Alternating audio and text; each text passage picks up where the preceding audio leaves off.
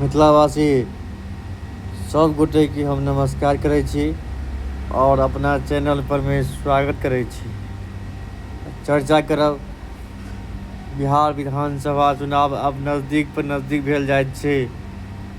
बिहार के जनता की सोच रहलै है, बिहार में बदलाव हेतै कि नहीं हेतै। एहि बेर हमरा हिसाब से बिहार में हरेक जनता अगर ई ठानि ले जे हमरा से वोट मांगल आयत ओकरा से बस अपन रोजी रोजगार हमर बिहार में जे हमर उद्योग धंधा सब चौपट पड़ल अछि, हमर उद्योग धंधा सब चालू हुए, हमर बच्चा सबके हमर बिहार में जे शिक्षा और स्वास्थ्य हमर व्यवस्था सब जे सब चौपट पड़ल अछि ओकरा सुधार होए। हमरा बिहार में जतेक कमी अछि ओहि कमी के सुधारऽ के लेल उठाबऽ के लेल जे कैंडिडेट या जे पार्टी आगाँ हैत ओकरा वोट देबाक छै।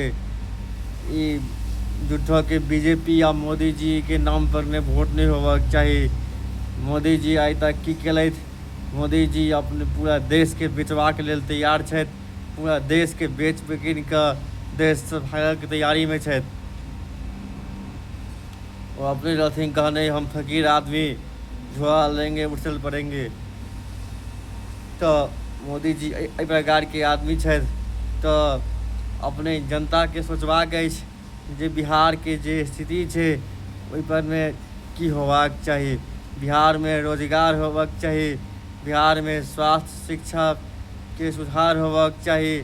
शिक्षा व्यवस्था पूरा चौपट अछि, हमर बिहारक बच्चा के सही शिक्षा नहीं भेट रहल छै, जाहिके लेल बिहारक बच्चा बाहर जाकऽ पढ़ाई करैत अछि।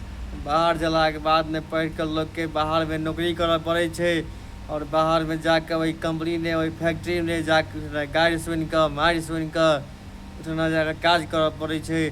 10,000-12,000 रुपया ओतऽ भेटै छै और वो गाड़ी सुनि कऽ मारि खा कऽ ओहिठाम के बिहारी कहि कऽ गरियाबै छै। तो एहि चीज सबके एहन सुधार होए जे हमर सबके जे बिहारक जनता अछि अपना बिहार में रहे, बिहारी जनता के कोई बिहारी के गारि नहीं पढ़े। तो एहन व्यवस्था बनबाक चाही। बिहार तखन सुधरतै जखन हम सब अपना बिहार में आबि कऽ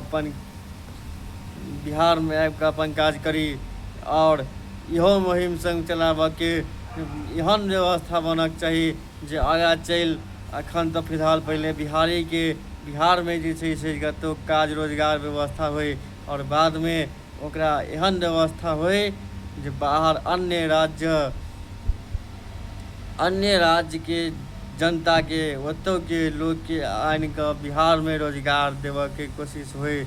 ओकरा सबके आनि कऽ हमरा सबके तऽ बिहार से बाहर जाकऽ ओहि बिहारी कहि कऽ हमर सबके जे गारि पढ़ैत अछि, लेकिन हमसब ओकरा बिहार में बजा कऽ सम्मान के साथ ओकरा नौकरी देबै और जॉब देबै। एहि प्रकारे बिहार में व्यवस्था बने तखन बिहार सुधरतै।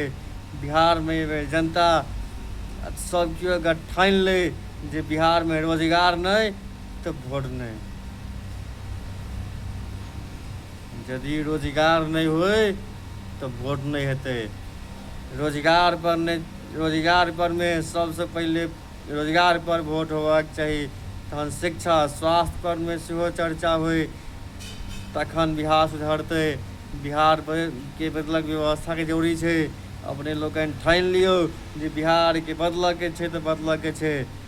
मोदी के कुर्सी पर से उठा कऽ फेंकऽ के छै, नीतीश कुमार के बिहार से कुर्सी पर से उठा कऽ फेंकऽ के छै।